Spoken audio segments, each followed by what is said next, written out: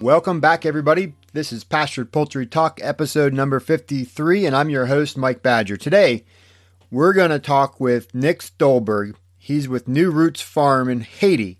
And Nick, in the course of his interview, told me something that I find very, very powerful. We are here to create jobs. People need food. People need jobs. And what can I say? What a great mission. Today's episode is as much about sharing Nick's mission with the rest of you, but it's also, I guess, a testimony to pastured poultry and to the healing of pastured poultry and the ability to feed people and create jobs. And if you'll just see an inspirational part of what is the pastured poultry community. Really enjoyed my time with Nick. All the tenets of pastured poultry are represented in this one episode. It's really, really great. And before we get into Nick, I want to take a moment and just thank this show's sponsor, Henlight. You can check him out at henlight.com. And let's go talk to Nick. Welcome, Nick. Thanks for being on the podcast. Hi, thanks, Mike. It's great to be here. So a little background history about myself. I originally from Washington State, and we moved to Haiti in 2010 to work at an infant care center for a year with, what my wife and I always said was an option to stay longer. And pretty quick into that year, maybe a few months, we decided that, one of the biggest problems that a lot of international organizations have is just a really high rate of turnover. A lot of people go down for a year, 2 years, and they can't make a long-term difference because they're turning over, which is great. People need to come down for, whatever time they can serve and, to go anywhere in the world and help is a fantastic thing. But we decided that we wanted to try to do it long term. So we just really tried to lay our roots down and make Haiti our home. So we worked for about a little over 5 years at an infant care center. And I'm not a doctor, medical person at all. I'm more of a kind of jack of all trades, master of none, maintenance guy. And so a lot of these compounds down here in northern Haiti and Haiti in general, or third worlds, you don't have any utilities or resources or anything, and the roads are terrible. So vehicles are always broken, and we do our water system, sewage system, internet, all of our utilities, power. A lot of us are off grid. So anyways, all the systems need maintained. So that's kind of what I focused on, to keep this place running. So we did that for about 5.5 years, and it was fantastic, really rewarding work. But what we kind of saw was one of the biggest impacts we had. And we're, saving, infants' lives that are severely malnourished and then rehabilitating them, getting them back with their families. But in addition to that, we were providing a lot of jobs. And in the long term, if Haiti's ever going to, really get back on their feet, they need jobs. Right. So we left that place and went to another orphanage in Wanameth and worked there. I worked in a pediatric hospital, getting a pediatric hospital up and running for about a year. But that was more in an urban setting, and both my wife and I are country people, and so we just really wanted to get back out to the countryside of Haiti. And I really, was not starting my own thing, but that's just kind of really what God put on our heart and where He led us. And so last July 2016, we launched New Roots Haiti, and our goal and our mission was to create jobs. And so we, thought about like a lot of different businesses that we could do down here, because I believe there are a lot of good businesses that can be done down here that can employ people and be successful. We wanted to create a product locally and sell it locally. And I met a guy who really inspired me to think about chicken tractors. And so we started doing the numbers. I did a lot of market research. And as it turned out, this was a fantastic idea. Me and all my, expat friends and people that I knew, we all bought our chicken in the Dominican Republic. Haiti, back in the 90s, had 3 major companies that supplied the entire country with chicken. Well, just like the rice, when the chicken breast became really popular in the States in the late 80s and 90s, Tyson and all these major companies needed a place to export the quarters, the dark meat that people didn't want anymore, and so Haiti became a dumping ground for that.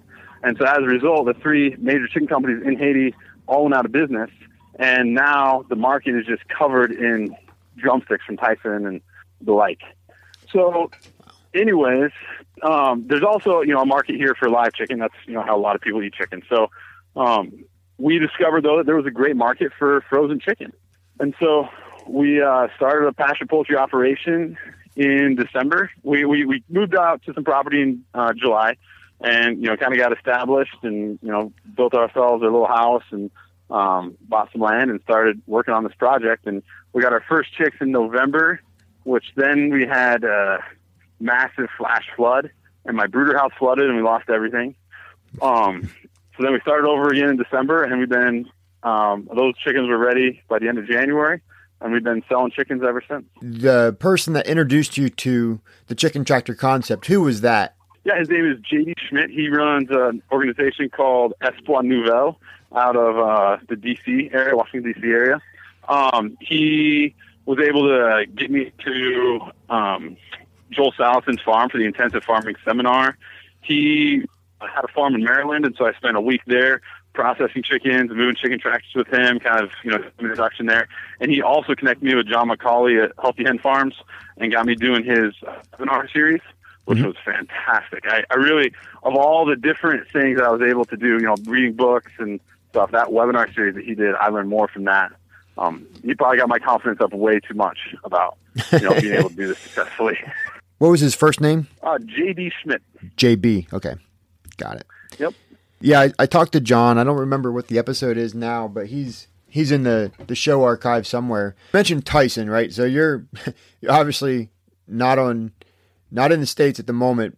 You're nearby, but Tyson is having an impact. And you said there was 3 major chicken producers in Haiti, and they went under because of the pressure from those cheap imports, what would be cheap imports to Haiti, exports from the U.S. Is that still a problem today? Yeah, absolutely. It's kind of interesting because, when I've started to grow and we've expanded, from just, my friends and people that we knew who were in restaurants and different places. And my biggest competition is, still your confinement producers in the States. So many drumsticks and, quarters have been shipped. I mean, we buy, most of the time, people buy frozen chicken, they could buy these, cases of, 20 pounds or whatever of frozen chicken. That's how restaurants know to buy chicken down here. Right. And so for the last, 20 years or more, Haiti's really only eaten drumsticks. And so there was an orphanage run by some people in Virginia, really great people. And so they were going to start buying my chicken. Well, I already had all my quarters bought, and so they were going to switch over and start buying breast. Well, the cooks that worked at that orphanage literally did not know how to cook my chicken breast. They had never seen meat like that. They just didn't know what to do with it. Oh, wow. And so we worked with them for 3 or 4 weeks, and it didn't work out. And I was like, if we ever get enough, quarters that I can supply you with those too, then that'll be great. But in the meantime, I'm not going to make your cooks suffer and try to deal with this product that's just foreign to them. Yeah. And because you can't buy boneless, skinless chicken breasts down here. I'm the only producer of them. So you have to go to the Dominican Republic to get them. There's one company that imports them, but they're super expensive and nobody buys them from them. Yeah, and all those other chicken parts have to go somewhere because, as you know, in the States, boneless chicken breasts are the main thing. Yep. That's what all the recipes, quote unquote, say.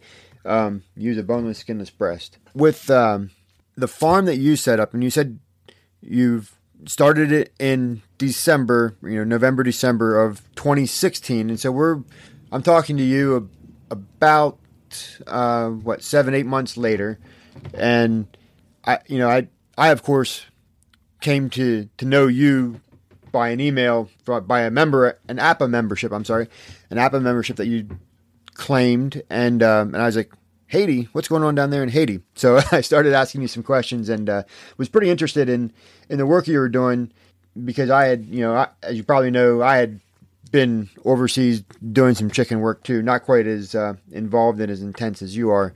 So it was kind of interesting. That's one of the main reasons I wanted to bring you in here and just talk a little bit.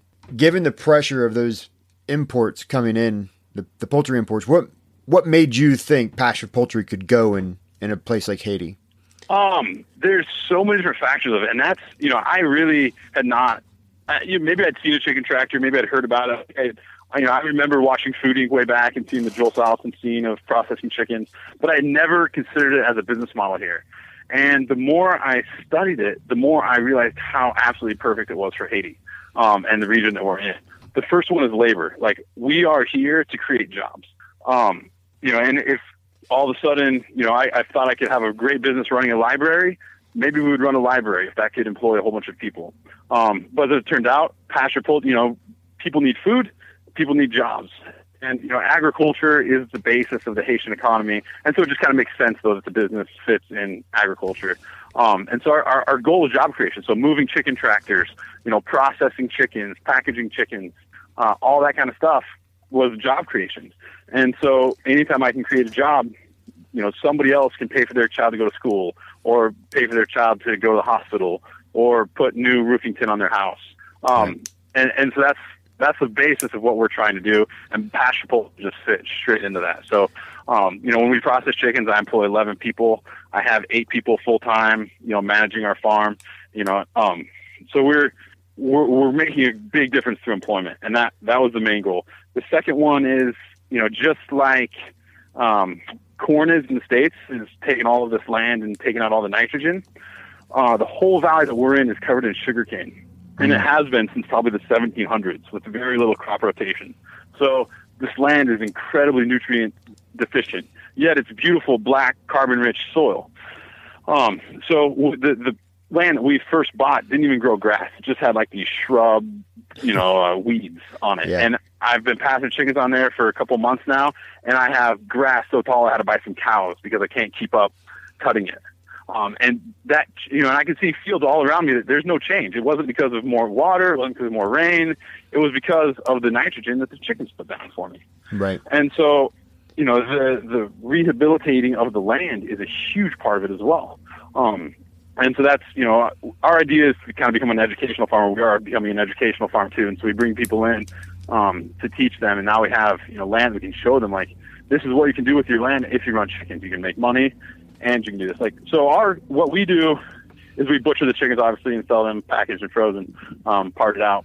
But we want to teach and get a whole bunch of chicken farmers out here running chicken tractors over the next few years, because they'll be selling all of their chickens live in the local markets. And so there won't be any competition. So we could, produce 10,000 chickens a month here and sell them all, I think. Let's pause real quick so I can tell you about our sponsor, Henlight. Henlight provides a fully automated, solar-powered, supplemental lighting system for your pastured flock.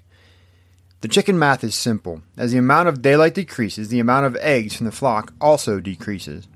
Pastured poultry farmers have hacked together their own mobile solution to this problem over the years, but Henlight packages a unit that's reliable and easy to use and comes with a money-back guarantee.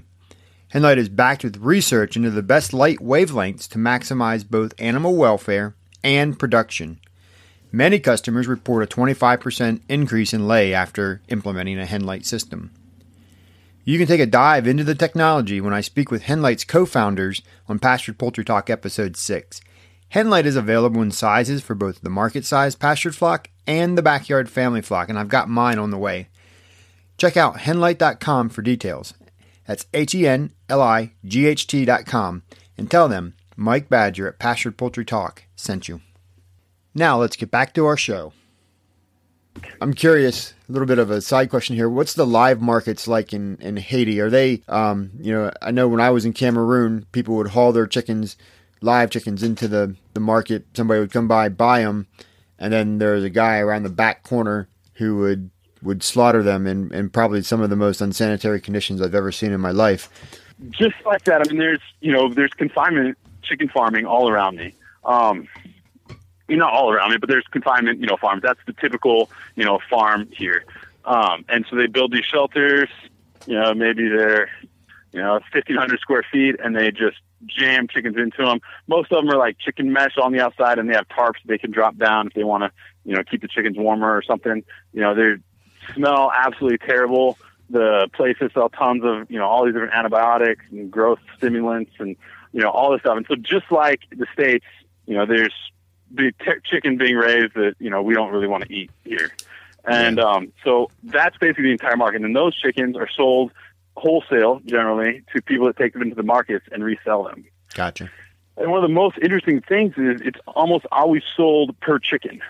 And so they sell their chickens pretty early and pretty small, usually around like 6 weeks.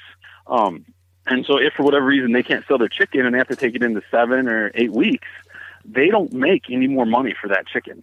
and they've got obviously a lot more feed expenses and, you know, care expenses into that chicken.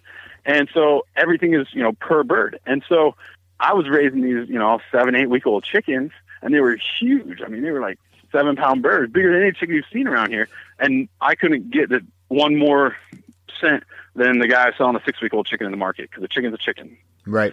And so we knew real quickly that, you know, selling live birds outside wouldn't necessarily work for us. Yeah, no, that makes sense. But it still can work in the same pasture poultry model if somebody willing to do that. Yeah. Just not, you know, our farms. What's the influence then of the broiler? You know, 'cause I think you're running Cornish cross for your meat birds, and so is the confinement folks in Haiti. Is there an influence of those genetics, like the supplier of those birds? Are they driving that model, that confinement model? Because, you know, they all tout 42, 45 days, and you got like a 4-kilo bird and it's off to market. And yeah, so basically anybody running a chicken farm down here is what they call an agronome, which means they've went to university to learn agriculture, and now they're considered an agronome. And so they're going to be overseeing these chicken barns, and they'll have learned the confinement model in university. Gotcha. And so, you know, there's really not any outside the box thinking. And that's, you know, one of the interesting things about Haiti is once you know, figure out how to do something, everybody goes in the same direction.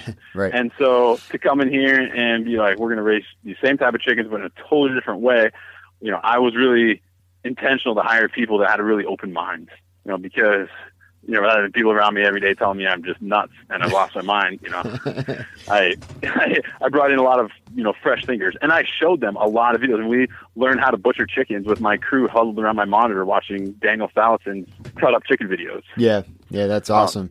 I wanted to just dwell on that point a little bit, because our perspective here in the U.S., where most of my listeners are, but not quite all of them, you know, we see the pressure and the downside of the confinement model, you know, the big integrators that have on us. But the reality is those guys are negatively influencing the world with their thinking and their model. And there's only one place for them to go, and that's the export markets.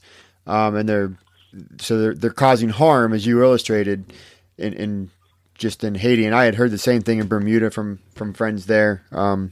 Dumping the cheap exports, get them out of here. This is a question, it might be early on in your farm here to kind of think through this a little bit, but I'm sure you've given it some thought, and that's around breed. So have you considered any other options in what I believe is probably a relatively warm, year-round kind of hot, humid climate?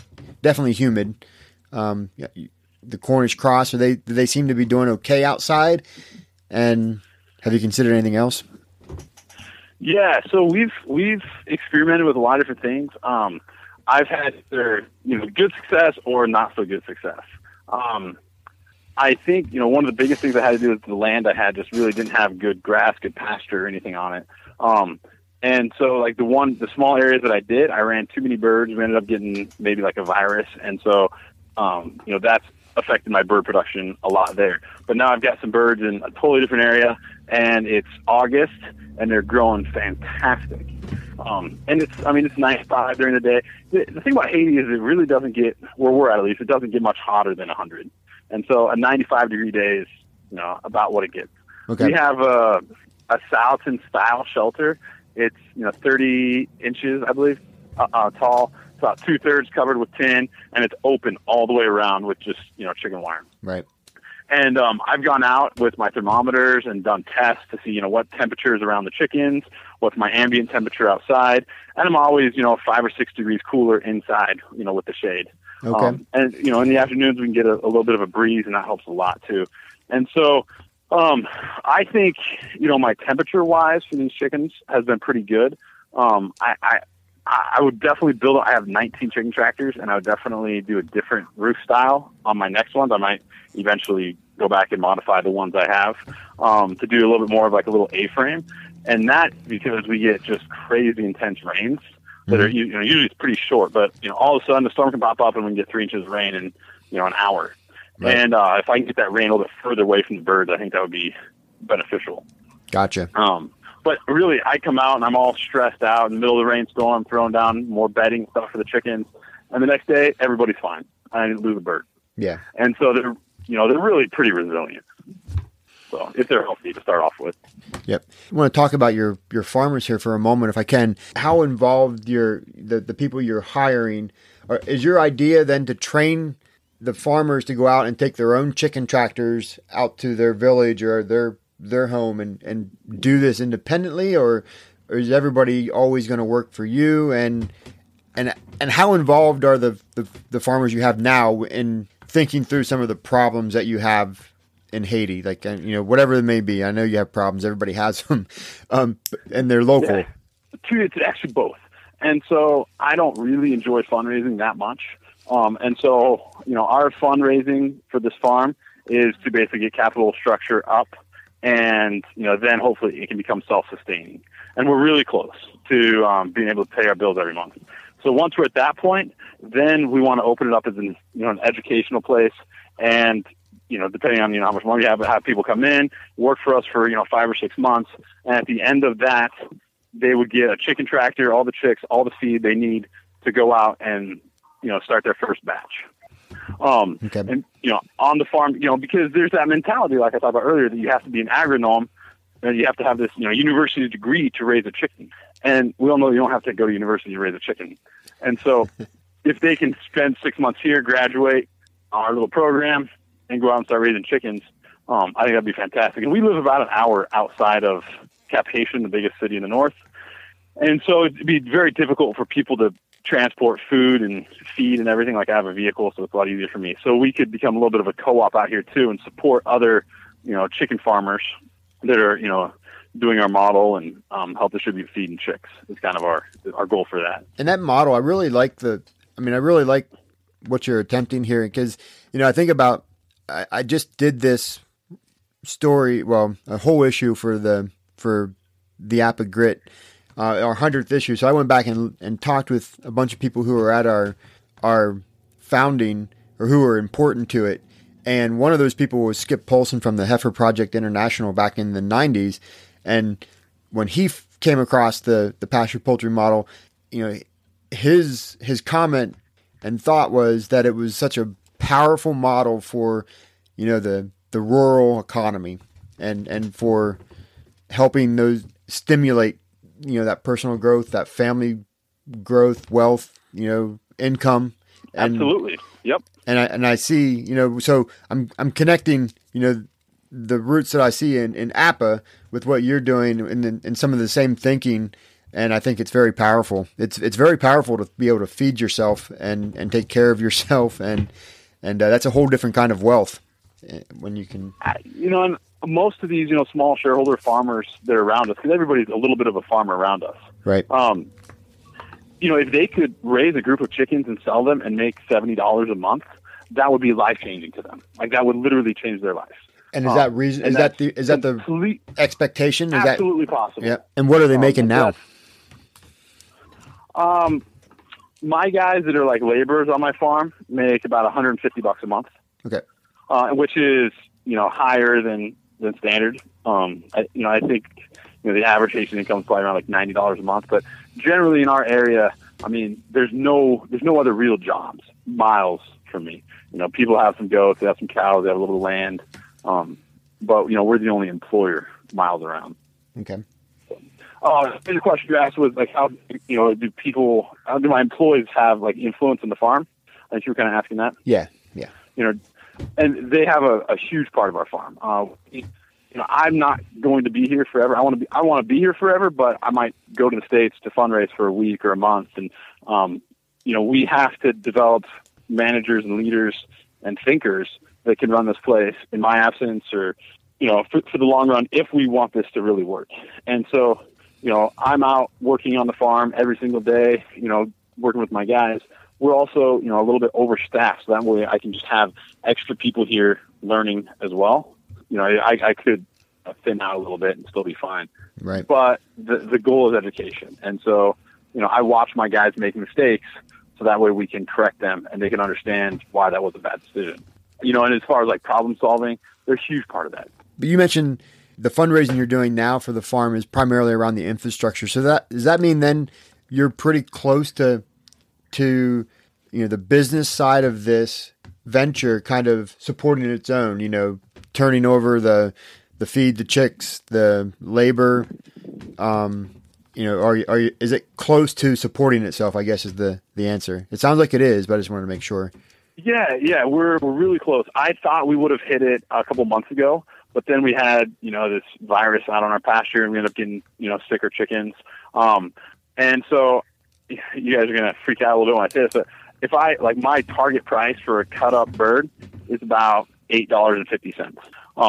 Yep. And that's about 100% profit. I figure I have a little over $4 into the bird in feed and the purchase of the chick. And so, at that rate, we're trying to do about 800 chickens a month. And we've been purchasing about 1,000 chickens a month, but sometimes I have $5 chickens and $6 chickens because they haven't grown as well. Right. So if we can dial in our production, we'll definitely be there. And we've made some big strides in, I think, the last even 2 months to really start dialing that in. We had some really good production in March and April. And so I thought maybe by May we would have been there, but then the summer heat hit us. And so we had to compensate a little bit for how we deal with the heat, especially in the burger house. And, we're all learning here too. And so we dialed that in, but I think definitely by this fall, we'll be able to be paying for our labor, our operation costs. We do everything as absolutely cheaply as we possibly can. We're off grid completely. We run all solar, so we're not paying for generators and stuff. So cool. Yeah. Yeah, no. And I appreciate that. Cause it's not going to, I don't necessarily expect in that first year in a lot of cases, especially with the startup cost of of building everything. I think that's an awesome pace. It's pretty exciting. Yeah, it's been great. Right now we butcher everything out, on pasture. We just kind of move around our field for our butcher setup. Right. And next year I'd like to build a little bit more of a defined butcher area. Whether that's an inside building, outside building, or something, just so they're not moving equipment all over the place all the time. Because we're butchering once or twice a week. A couple real quick questions. Whether it's the chickens or whether it's the work you're doing on a broader scale, what's some of the best advice that you've ever received so far? You just can't give up. There's been so many obstacles that we've had to overcome living down here. And we've, pushed through, and so many times we thought we weren't going to make it, and, we're having to do something else or make a big change. We pushed through, and, there's a light at the end of the tunnel. You can't always see that light, but, it's there. And, I would just encourage people to just, as long as it makes sense, keep pushing forward because, it's not always easy the first time. And are you, that's universal advice. Don't give up because there's always a reason to sometimes. I think I alluded to it here just a moment ago that you are married and doing this with your wife, Nikki, and talk about her support in the farm and in this venture that you started up. So we also we have a 501c3 and everything in the States. And so she's the behind the scenes person, making the website happen, making the Facebook happen. She's incredibly supportive. Part of our, like I said, our underlying root here is employment. And so one of the things that she really wants to see us build, and like I said, we're hoping to build like a butcher area, but it's also to put a commercial style kitchen inside there. So that way we can add value to all of this natural fruits and vegetables that are being grown around us. Our trees are full of mangoes and avocados and guavas, and so many of it we could package and then resell to all these client lists we've already built up using our chicken business. And so that would just be another way to create another, 10 jobs for women on a regular basis. And so that's, one of the things that she really, is involved in. I enjoyed the conversation, Nick. As we go, how do we get in touch with you? How do we learn more about New Roots Haiti? So our website is newrootshaiti.org. Our Facebook, New Roots Haiti. My email is nick@newrootshaiti.org. We should be pretty easy to find. You should be able to find us in Google or anything else. We're located in northern Haiti, near Cap Haitian.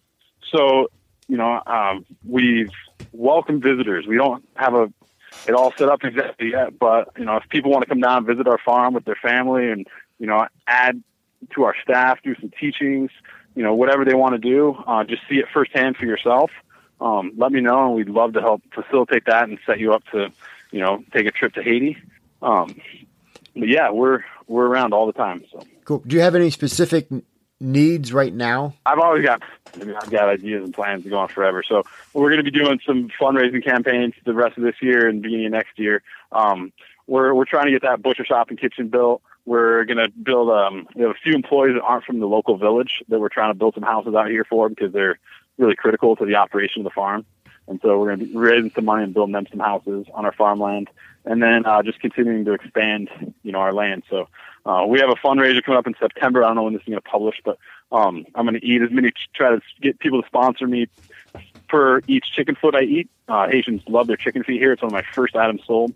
And so they're going to make up some great Haitian Creole chicken feet. And I'm going to do a Facebook Live thing where I just plow down eating chicken feet for 12 minutes. So we're always, working on different capital projects and expanding. And so the need is always great. Old equipment that you might have that you think could be useful down here, so we can ship stuff in, whatever. So awesome. Yep. Well, thanks again, Nick, and I do appreciate it. We will air this episode here in probably within 2 weeks. Excellent. So be sure to check us out on the chicken feet eating contest then. Yeah. So we're going to do it I'm from Washington, so I'm a Seahawks fan naturally, and so we're going to do it on that Sunday, September 10th, during the halftime. Great. Thank you, Mike. I really appreciate it. I really appreciate APA and all that you guys do. It's really an amazing resource.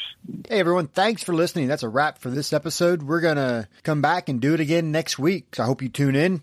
In the meantime, if you have something to discuss, you have a lead, you have somebody you want to see on this show, hop on over to our Facebook group, Pasture Poultry Talk. Ask to join. I'll approve it. Come on in. Tell me what you think.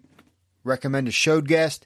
And you can get our entire back catalog of shows at pasturedpoultrytalk.com.